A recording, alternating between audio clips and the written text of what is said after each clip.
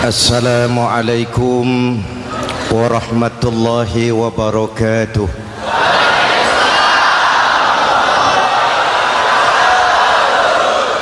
Alhamdulillahillazi ja'ala ramadhana syahra siyami lil mu'minin.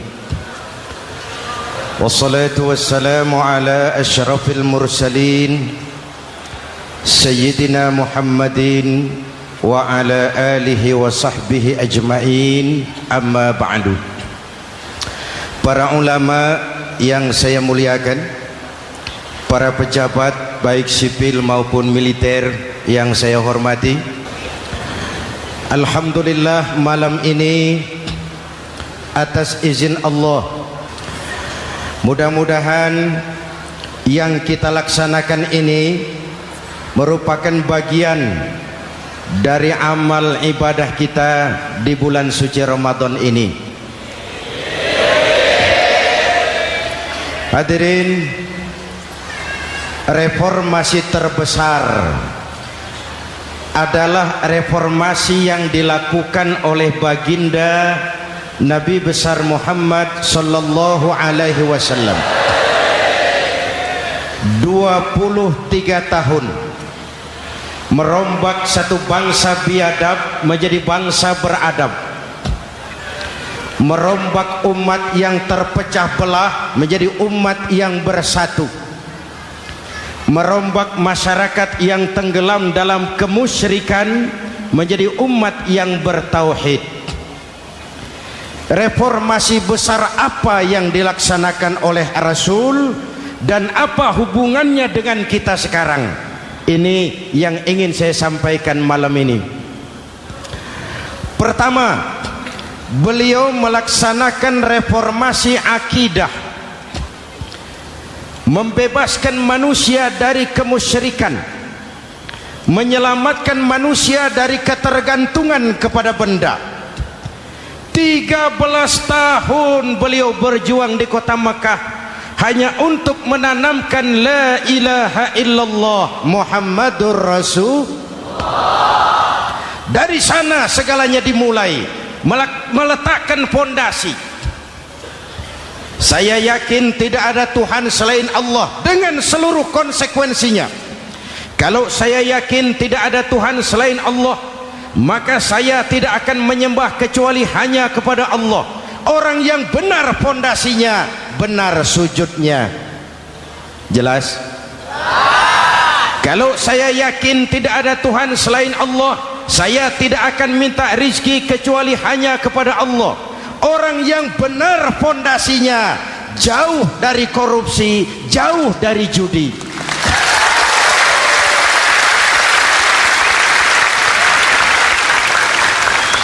Kalau saya yakin tidak ada Tuhan selain Allah, saya tidak akan menggantungkan hidup kecuali hanya kepada Allah. Saya tidak akan melarikan persoalan kecuali hanya kepada Allah. Saya tidak akan pernah takut kecuali hanya kepada Allah. Saya tidak akan minta tolong kecuali hanya kepada Allah. Inilah generator yang membangkitkan seluruh nilai-nilai amal kita. Kita puasa, kita sujud, kita jihad, itu kan karena nilai iman. Betul? Imannya tidak kelihatan, yang kelihatan gejalanya. Mic ini berbunyi karena ada strom. Percaya apa tidak? Kelihatan stromnya? Kok tahu ada strom dari mana? Dari bunyi. Ada suaranya itu, ada stromnya. Kenapa? Bunyi. Lampu menyala karena ada strom. Kipas angin berputar karena ada strom. Betul? Jadi kalau ada strom bunyi dong. Kalau ada strom lampunya nyala dong. Kalau ada strom kipas anginnya muter dong. Artinya apa? Kalau ada iman sujud dong. Kalau ada iman jihad. Sudah dang dong.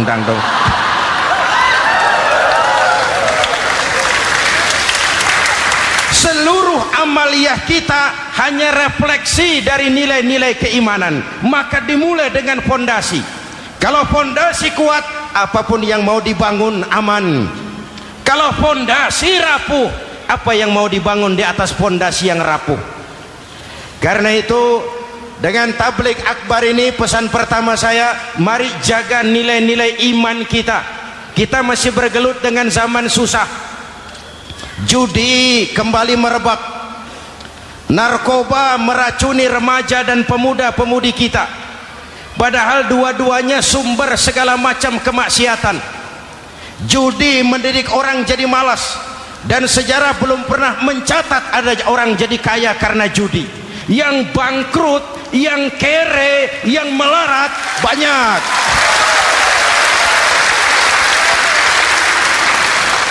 Makanya saya bersyukur di sini nggak ada yang judi. Nggak ada, mana saya nggak lihat di sini.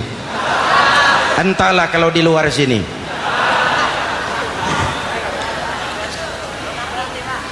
Judi itu penyakit, kalahnya bikin penasaran, menangnya bikin ketagihan. Itulah penyakitnya.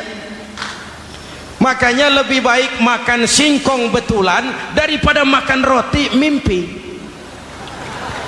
Ayo makan singkong betulan, makan roti mimpi, lebih baik mana?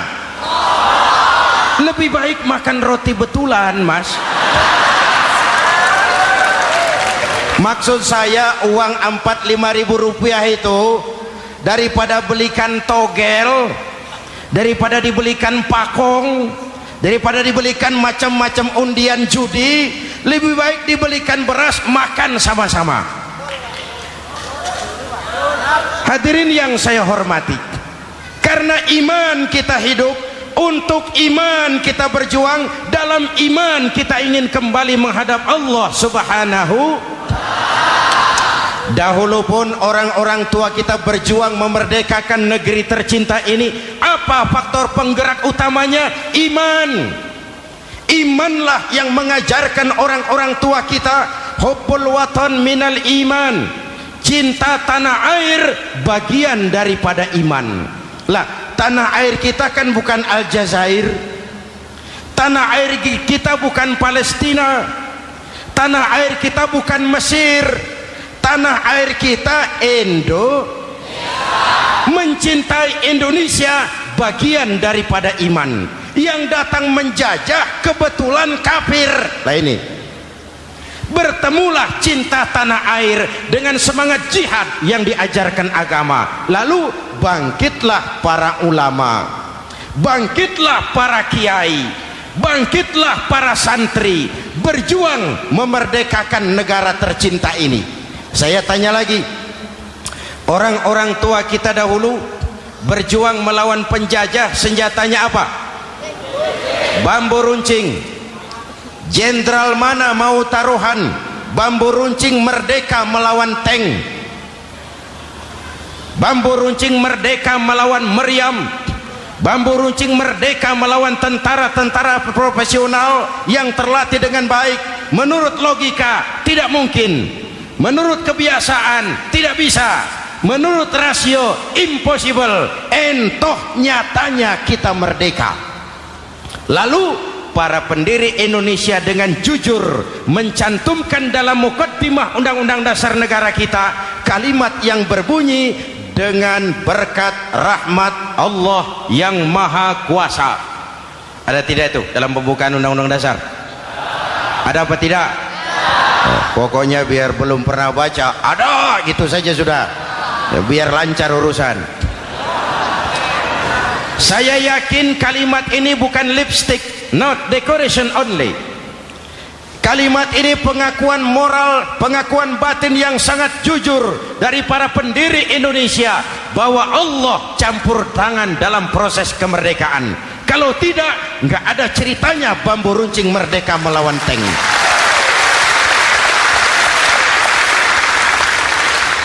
Kalau dulu iman untuk merebut kemerdekaan, sekarang iman untuk mengisi kemerdekaan. Betul? Betul? Karena itu jaga nilai-nilai iman, jangan tidur.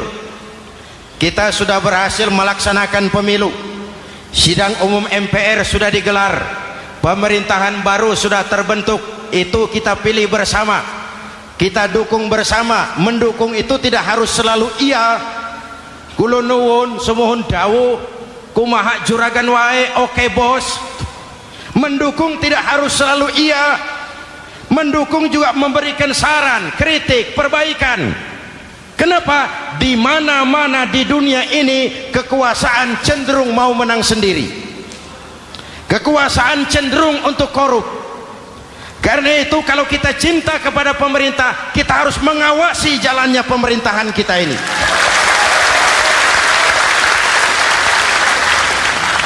Pengalaman ketika Orde Baru berdiri, kita percaya, kita serahkan penuh, lalu kita tidur.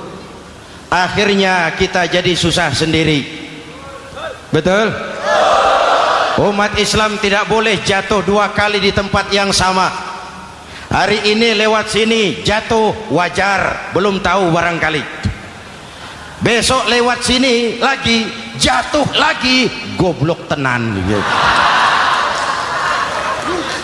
Masa jatuh dua kali di tempat yang sama itu bagaimana? Hadirin yang saya hormati, nilai-nilai iman, intan paling mahal, mutiara paling berharga, tidak lain nilai iman. Imanlah yang menyebabkan kita gembira menyambut datangnya Ramadan, menyingsingkan lengan baju, menghamparkan sajadah, melakukan pendekatan yang intens kepada Allah. Kenapa? Kita mengerti nilai Ramadan. Tempo hari saya berikan contoh, di tangan kanan saudara ada berlian, harganya 50 juta. Di tangan kiri saudara ada rumput seikat. Berlian dan rumput ini taruh di depan kambing. Kira-kira mana yang diambil kambing? Rumput, dasar kambing. Kambing tidak ngerti nilai berlian. Padahal kalau kambing sedikit mau pakai otak. Kalau berlian yang saya ambil, kata kambing, lalu saya bawa ke pasar, kemudian saya jual, harganya 30 juta, lalu dibelikan rumput, dapat rumput sekabupaten. Tapi kambing tidak ngerti nilai berlian, yang kambing tahu cuma rumput. Kenapa? Hidup kambing cuma melayani perut. Maka kata Imam Ali karramallahu wajhah, orang yang hidupnya hanya untuk melayani perut,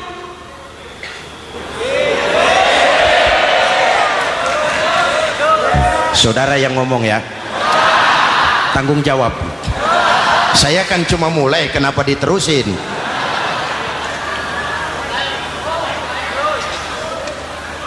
Hadirin yang saya hormati, jaga iman baik-baik, wariskan kepada anak-anak kita. Mereka harapan kita semua, mereka masa depan Indonesia.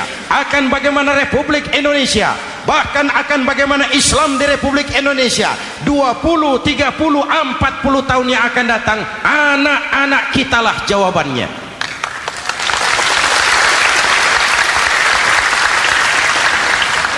Mereka mau jadi apa, persilahkan, asal iman merupakan landasan hidupnya. Anak-anak kita boleh jadi jenderal asal jenderal beriman, boleh jadi pejabat, pejabat beriman, jadi pengusaha, pengusaha beriman. Kalau iman landasannya aman.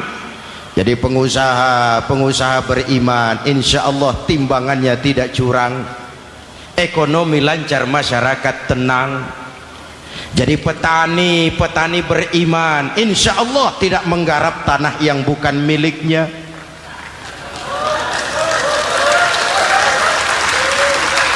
Jadi pejabat, pejabat beriman, insya Allah korupsinya sedikit.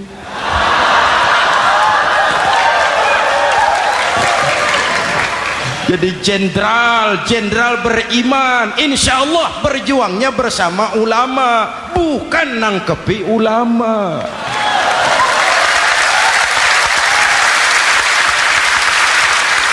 Jadi teknokrat, teknokrat beriman, jadi pengusaha, pengusaha beriman, jadi seniman, seniman beriman, jadi maling. Nggak ada, mana ada maling beriman? iman landasannya, insya Allah aman. Ini yang pertama. Yang kedua, baginda Nabi melaksanakan reformasi sosial. Berupa apa? Membebaskan manusia dari ras diskriminasi, mengikat manusia dengan tali akidah.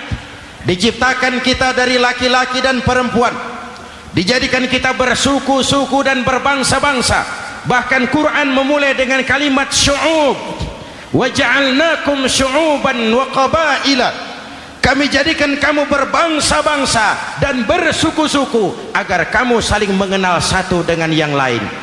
Saya ingin mengulangi imbauan saya, mari kita tingkatkan kerukunan, 3 macam kerukunan. Pertama, rukun antar umat seagama. Sesama muslim harus rukun. Ya Pak?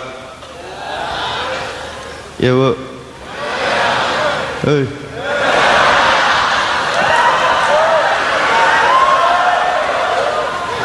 Malam ini saya tidak merasa sebagai tamu di sini.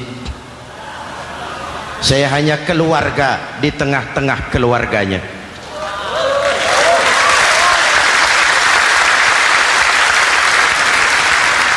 Di sepanjang Jawa kah saya, ke Sumatera kah saya, ke Kalimantan saya, ke Sulawesi saya, ke Irian Jaya saya, kemana saja saya pergi, di mana saja saya berada, saya hanya keluarga di tengah keluarganya.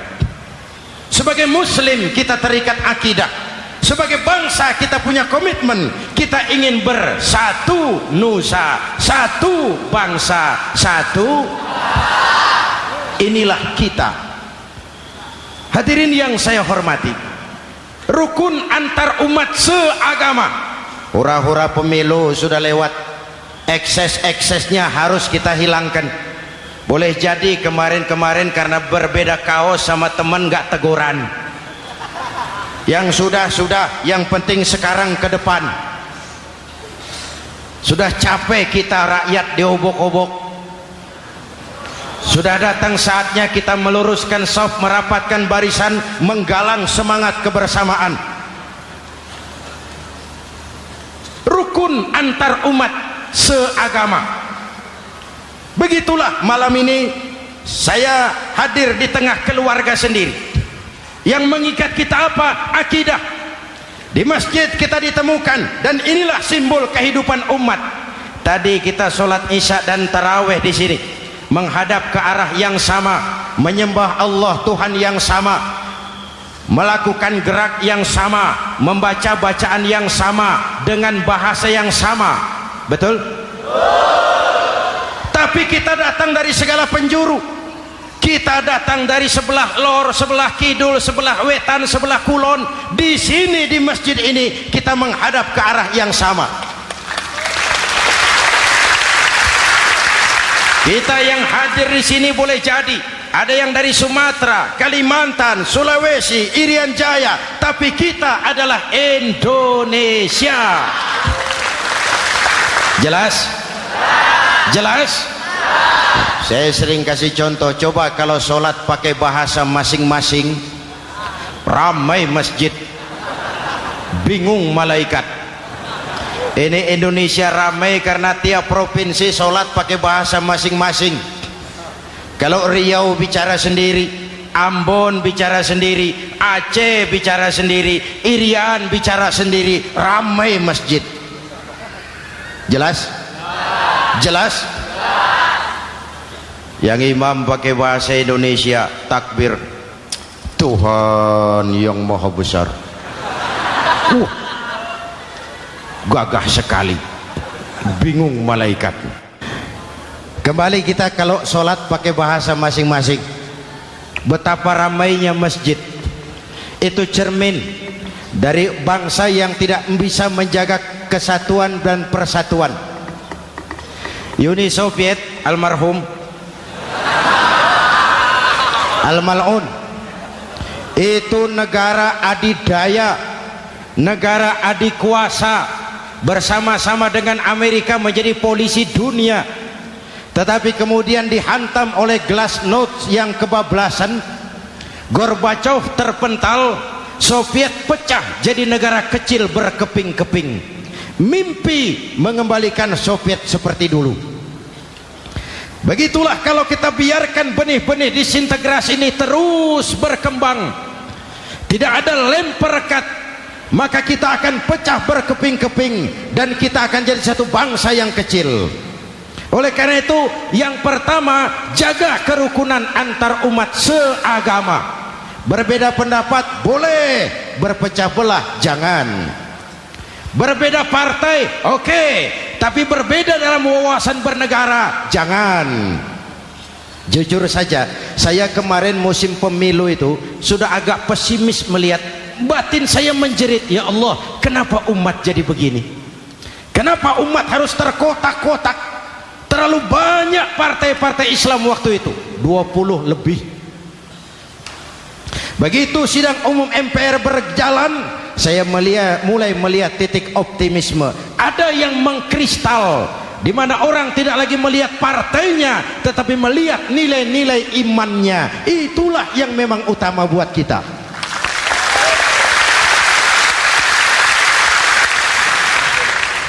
Ini yang pertama, rukun antar umat seagama. Yang kedua, rukun antar umat beragama.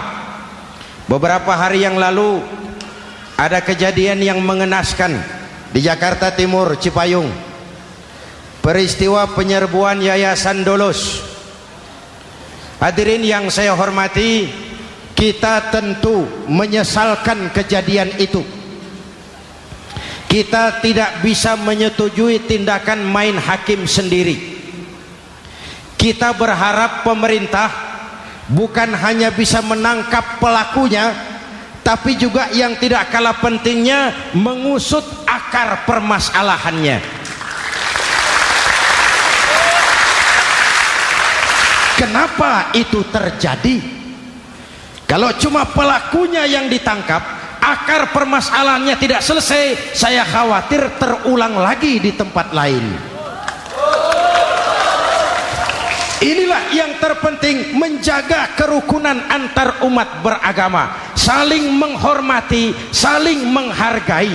Jangan melakukan kamuflase, jangan melakukan tindakan-tindakan yang rawan dan peka. Misalnya umat Islam membangun masjid di tengah perkampungan orang Kristen, padahal tidak ada Islamnya di situ. Itu bisa menimbulkan kerawanan. Atau sebaliknya, membangun gereja di tengah perkampungan umat Islam yang tidak ada Kristennya di situ. Atau sebaliknya, mereknya kegiatan sosial, mereknya kegiatan kemanusiaan, tapi isinya penyebaran agama kepada orang yang sudah beragama. Itu pun bisa menimbulkan kerawanan. Jelas? Maka yang besar jangan mau menang sendiri, yang kecil harus tahu diri. Jelas? Mari saling menghormati, mari saling menghargai dalam batas lakum dinukum. Menangkap pelakunya penting, mengusut akar permasalahannya itu pun tidak kurang pentingnya. Hadirin yang saya hormati, Islam agama toleran, baik dari prinsip ajarannya maupun dari sikap umatnya. Islam agama yang rahmatan lil alamin. Kita punya kewajiban untuk membuktikan bahwa Islam bukan merupakan ancaman. Islam adalah alternatif. Islam adalah solusi. Islam bukan ancaman. Yang hadir di sini bukan perusuh, bukan umat biang kerok. Ini umat yang cinta damai.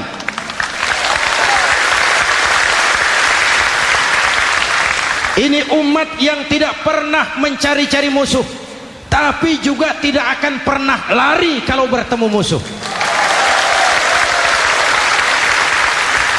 Mari kita jaga kerukunan antar umat beragama. Jangan sampai peristiwa Dolos terulang lagi di tempat-tempat lain. Saling menghargai, saling menghormati. Jangan main hakim sendiri, tapi juga jangan mau menang sendiri. Hadirin yang saya hormati, dengan menjaga kerukunan antar umat beragama, akar keutuhan kita sebagai bangsa semakin terpelihara. Lalu yang ketiga, rukun antar umat beragama dengan pemerintah. Tadi kita sholat di sini ada imam, ada makmum, betul? Kalau makmum siapa saja boleh, Mas. Tidak ada pemilihan makmum. Fikih itu ketat kalau sudah memilih imam. Nih makmum siapa saja. Pak, itu orang pemabuk itu, boleh jadi makmum. Suka mencuri, Pak, boleh jadi makmum. Bacaannya tidak fasih, boleh jadi makmum.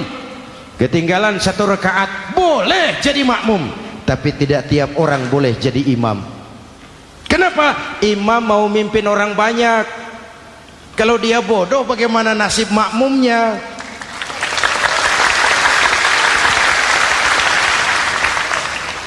Ada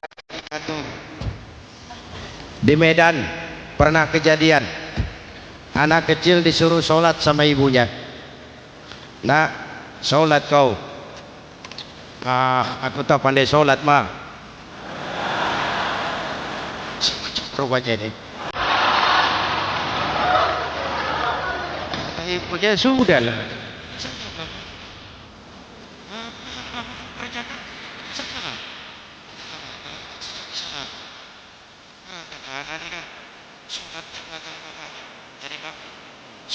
Kalau imam tidak pakai tikar,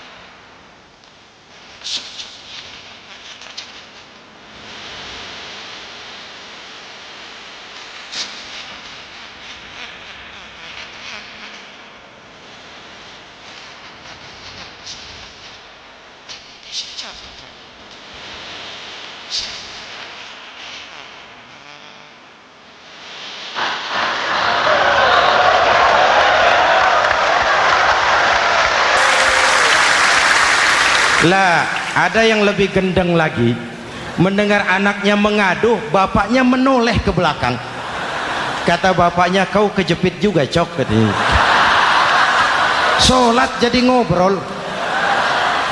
Kalau makmum dan imam sama bodohnya, rusak sholat ini.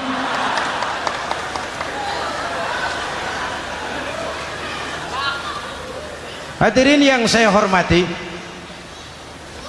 rukun antar umat beragama dengan pemerintah, pemerintah yang legitimate, yang dihasilkan lewat proses demokrasi.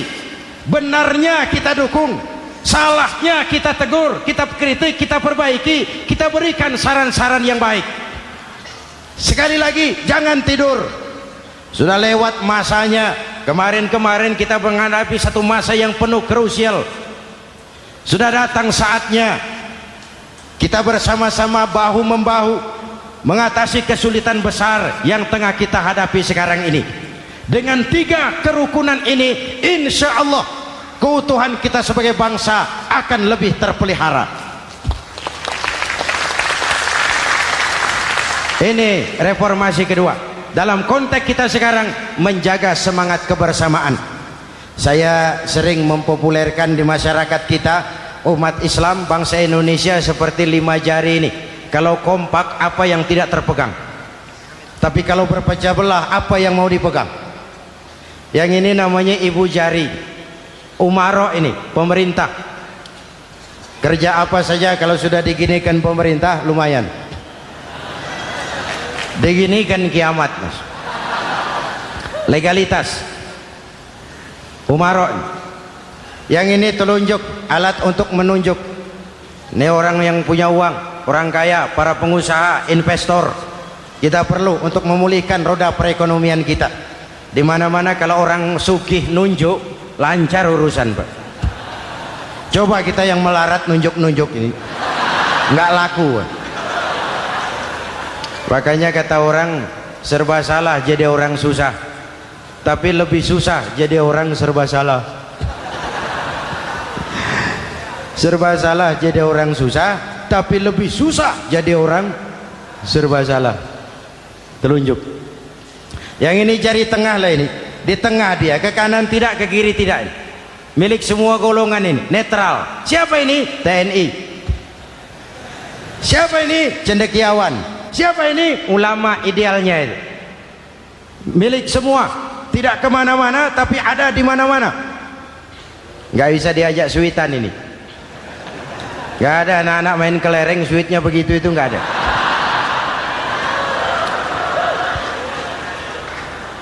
Ini jari manis remaja, pemuda, masa muda, masa yang paling manis. Semua harapan milik pemuda. Belum pernah saya dengar ada orang pidato para kakek-kakek harapan bangsa, belum pernah. Mesti kalau sudah harapan umat, pemuda, harapan negara, pemuda, harapan agama, pemuda, harapan bangsa, pemuda, harapan pemudi. Jari manis. Yang ini kelingking, jari paling kecil ini. Ini kaum wanita ini. Perempuan kecil tapi mantap. Masya Allah. Ini ibu jari ini besar ini. Sweet ketemu kelingking, kalah ibu jari ini. Di mana-mana kekuasaan sering kalah sama perempuan. Siapa yang mendorong-dorong Nabi Adam memetik pohon buah khuldi? Kelingking. Kelingking. Kelingking. Julius Caesar tunduk kepada Cleopatra. Siapa Cleopatra? Kelingking. Napoleon, singa daratan Eropa, the Lion of Europe, luas kekuasaannya, hebat tentaranya, bertekuk lutut di bawah kaki Margaret Josephine. Kelingking. Hadirin yang saya hormati, kalau 5 pilar ini bersatu, ringan sama dijinjing, berat sama dipikul, kita akan jadi satu bangsa yang kuat. Jelas? Jelas?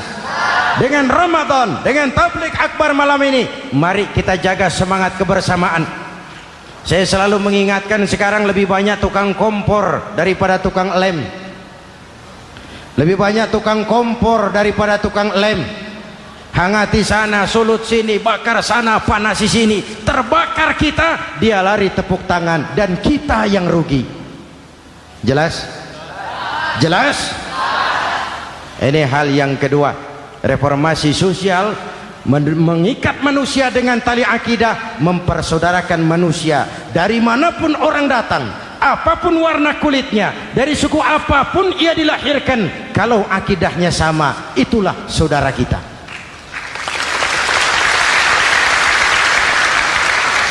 Kembangkan terus kerukunan antar umat seagama, antar umat beragama, dan antar umat beragama dengan pemerintah. Muslim bagaikan satu tubuh. Jikalau yang satu sakit, yang lain ikut merasakan sakit. Muslim bagaikan sebuah bangunan, yang satu sama lain harus saling memperkuat. Ada yang jadi tiang, tentu. Ada yang jadi pintu, memang. Ada yang jadi genteng, iya. Tapi satu sama lain harus saling memperkuat. Tidak bisa genteng ngomong sama tiang. Kata genteng, saudara tiang, kamu sih enak, saya setengah mati. Kata genteng, hujan kehujanan, panas kepanasan, kadang-kadang anak-anak nakal saya dilontari batu. Kata genteng. Yang jadi tiang ngomong lagi. Kata tiang, saudara genteng, jangan sembarangan kalau ngomong. Kamu kira kamu bisa nongkrong di atas? Itu gara-gara siapa genteng?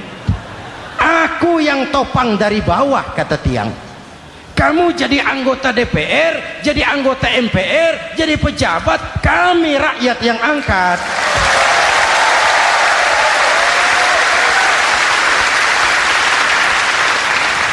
Jangan waktu di bawah rajin ngamalkan ayat kursi, dapat kursi lupa sama ayat.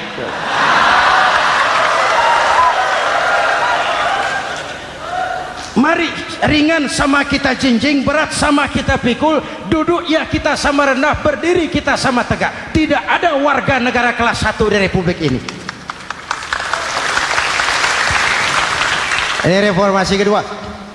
Yang ketiga, reformasi menegakkan keadilan, menyelamatkan manusia dari kezaliman. Sebelum Islam datang, sebelum Rasul datang, manusia dibedakan oleh hartanya, manusia dibedakan oleh warna kulitnya, manusia dibedakan oleh keturunannya. Beliau dengan tegas mengajarkan, innallaha la yanzuru ila suwarikum wala ila amwalikum walakin yanzuru ila qulubikum wa a'malikum. Allah tidak melihat potonganmu, Allah tidak melihat hartamu, yang Allah lihat itu hatimu dan amal perbuatan.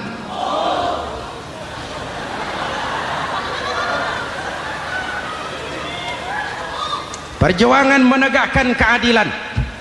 Hadirin yang saya hormati, itulah yang menyebabkan reformasi kita menggelinding, menuntut keadilan, baik keadilan di bidang politik, keadilan di bidang ekonomi, keadilan di bidang hukum. Nabi pernah mengingatkan, hakim, kata Nabi, itu ada 3 macam. Al-qudatu salasatun. Hakim ada 3 macam.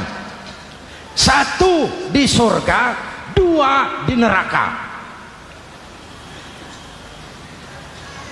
Hadirin yang saya hormati, siapa yang hakim ke surga itu?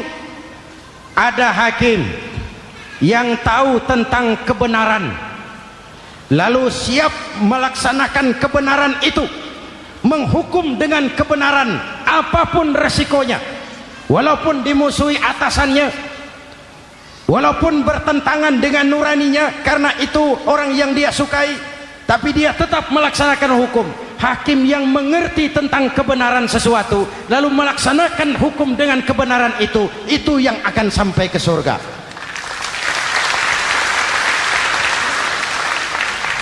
Yang kedua, ada hakim tahu tentang kebenaran tapi tidak mampu melaksanakan hukum dengan kebenaran itu.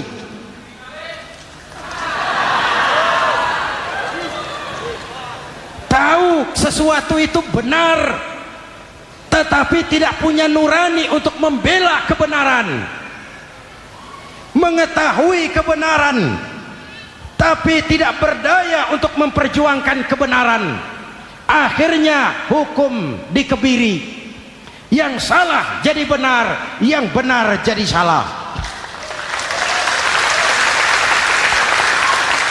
Itulah realita yang kita rasakan selama ini.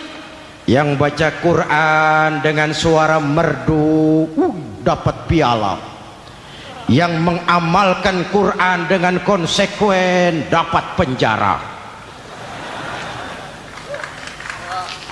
yang berteriak-teriak menegakkan keadilan dianggap aneh, yang korupsi habis-habisan hidup terhormat.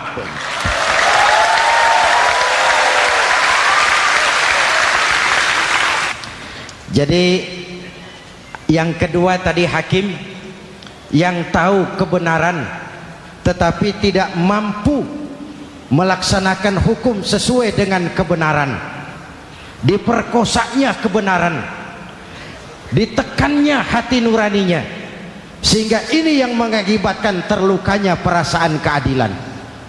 Yang ketiga lebih celaka lagi, ada hakim yang tidak mengerti tentang kebenaran lalu melaksanakan hukum dalam ketidakmengertiannya, bodoh melaksanakan hukum dalam kebodohan, itu pun menyebabkan orang masuk neraka. Na'udzubillah.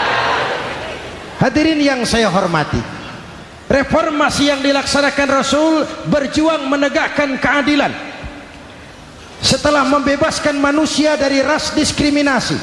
An-nas kulluhum li Adam wa Adam min turab, la fadla li arabiyyin ala ajamiyyin illa bitaqwa. Seluruh manusia berasal dari Adam.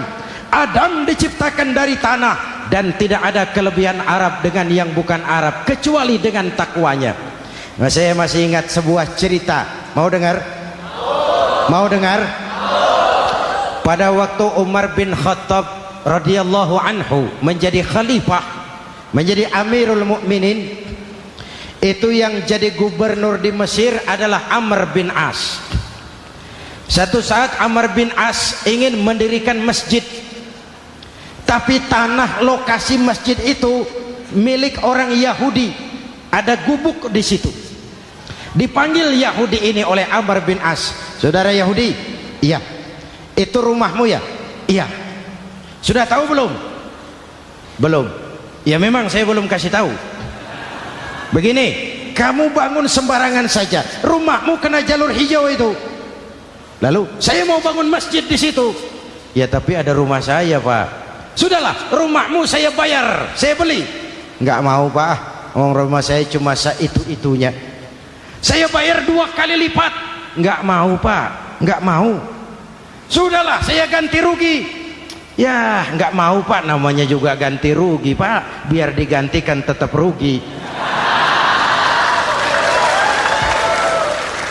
Mangkel Amr bin As ini wong cilik kok bertingkah amat. Si amat aja enggak bertingkah. Panggil kamtib. Hei, gusur. Ditarik rumah Yahudi ini, ambrol, menitiskan air mata si Yahudi di sudut kehidupan. Begini wong cilik ini sudah jatuh tertimpa tangga, rumah cuma sak gubuk-gubuknya diderek oleh petugas. Pikir-pikir Amr bin As kan cuma gubernur, di atasnya kan masih ada khalifah Umar bin Khattab. Saya mau lapor ke pusat. Berangkat Yahudi ini dari Mesir menuju Madinah, berhari-hari berjalan, sambil jalan sambil berpikir, ini nanti kalau saya laporan kepada khalifah, apa pengaduan saya diterima? Wong saya rakyat kecil, lagian Yahudi, sementara yang menggusur saya ini gubernurnya sendiri. Terus dia berjalan sampai di kota Madinah. Lewat tengah hari dia mulai cari-cari. Ada orang, ketemu orang sedang tidur di pohon kurma. Selamat siang, Pak. Siang. Saya mau numpang tanya, Pak. Tanya apa? Bapak tahu Khalifah Umar bin Khattab? Tahu. Istananya di mana, Pak? Istananya di atas lumpur. Di atas lumpur? Iya. Pakaian kebesarannya apa, Pak? Sutra? Bukan. Pakaian kebesarannya malu dan takwa. Pengawalnya banyak, Pak. Banyak. Berapa peleton? Pengawalnya yatim, orang jompo, kelompok mustadafin, orang-orang lemah, janda-janda tua.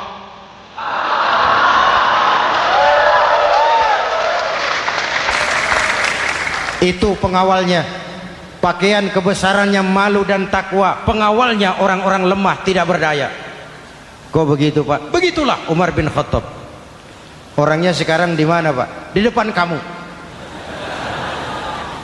Jadi Bapak? Iya. Bapak? Iya. Saya Umar. Ada apa, Mas? Oh, yang datang dari Semarang waktu itu. Gini loh, Pak, saya mau menuntut keadilan. Keadilan kenapa? Gubernur Bapak Amr bin As itu, Pak, zalim. Kenapa dia? Gubuk saya main tarik saja, runtuh. Saya nggak punya rumah lagi, wong saya ini golongan makmur, cuma rumah sama sumur. Lalu untuk apa? Katanya dia mau bangun masjid di situ, Pak. Dipaksanya rumah kamu ditarik sampai runtuh. Iya. Yahudi? Ya, Pak. Itu ada tempat sampah ya. Betul, Pak. Di situ banyak tulang unta. Coba kau cari satu tulang unta bawa ke sini. Bingung Yahudi. Pak, saya jauh-jauh dari Mesir ke sini ini mau cari keadilan. Kalau tulang unta di Mesir juga banyak, Pak. Sudahlah, kau ambil saja tulang itu. Berangkat Yahudi penuh tanda tanya, ambil sebuah tulang unta, diberikan kepada Khalifah Umar bin Khattab. Tulang ini diambil, Umar hunus pedangnya, dengan ujung pedang dibuat garis lurus di atas tulang unta itu. Rat. Selesai. Yahudi, iya Pak, sekarang kau kembali ke Mesir, serahkan tulang ini kepada Umar bin Amr bin As. Makin bingung Yahudi, jauh-jauh datang kemari kira mau dapat keadilan, cuma dapat tulang. Ya sudahlah, namanya wong cilik, berangkat dia pulang ke Mesir. Berhari-hari sampai di Mesir. Pak Gubernur, ya lapor. Ada apa Yahudi? Saya dari pusat. Loh, kamu dari Madinah? Iya Pak. Ngapain sih kamu ke sana-sana? Nuntut keadilan. Kamu bertemu Khalifah? Ketemu Pak. Terus tulang.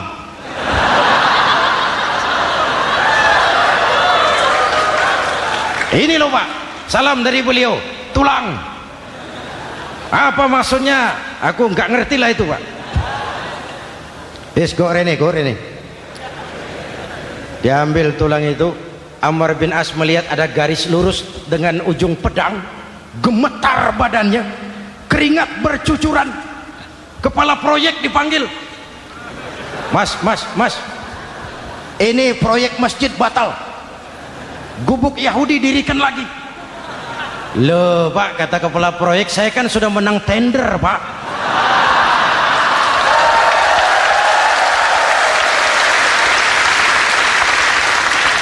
Wes, nggak ada urusan, sampean mau menang mau kalah tender, proyek batal.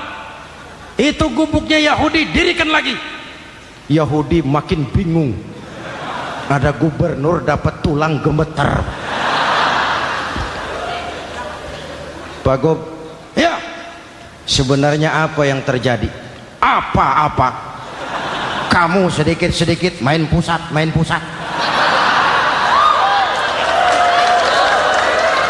Bu, yang ngomong dulu toh.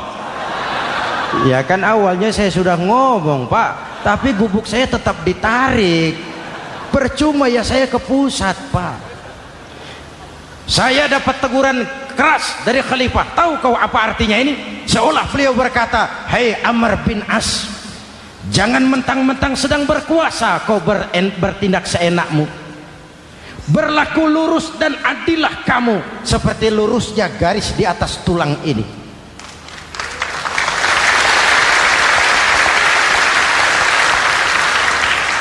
Kalau kau tidak lurus, kalau kau tidak berlaku adil, aku yang akan meluruskanmu dengan pedangku. Itu bahasa simbolik. Siapa yang nggak gemeter? Kamu. Pusat. Wedus. Ya ini nek coro kita. Oh Pak, kalau begitu Islam adil ya Pak? Adil. Jadi saya menang Pak? Menang kamu. Padahal saya Yahudi. Tapi menang ya? Menang. Pak sudahlah kalau begitu Pak. Bagaimana? Itu gubuk saya ambil saja Pak. Tanah-tanahnya gubuk-gubuknya Bapak ambil. Silahkan kalau mau dibangun masjid. Tidak cuma sekedar itu Pak. Mulai hari ini Bapak dengarkan. Asyhadu an la ilaha illallah wa asyhadu anna Muhammadar Rasulullah.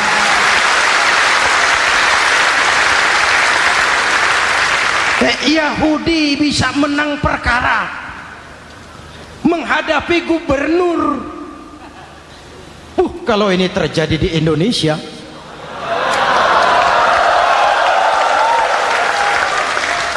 amin. Oke, lalu siapa pemimpin adil itu? Setiap kita kan pemimpin.